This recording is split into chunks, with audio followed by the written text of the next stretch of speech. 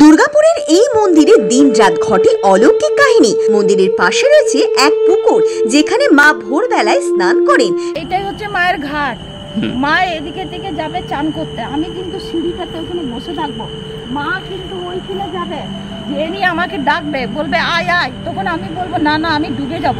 তখন মা বলবে কি না আমি তো ডুবছি না, আমি তো ডুবছি না, তুই আয়। তারপরে মা আমাকে টেনে নিয়ে যাবে, টেনে নিয়ে যায়, নিয়ে আমাকে জলের ছিটটা দিবে, বলবে কিছু হবে না, দেখ তো ডুবছি।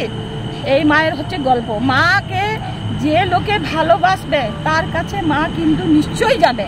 যার উপর মায়ের কৃপা হয়, মা এখানে তাকে দেখা দেয়। তাই এখানে এলে সকল ভক্তের মনস্কামনা পূরণ হয় এবং মায়ের আশীর্বাদ লাভ করে।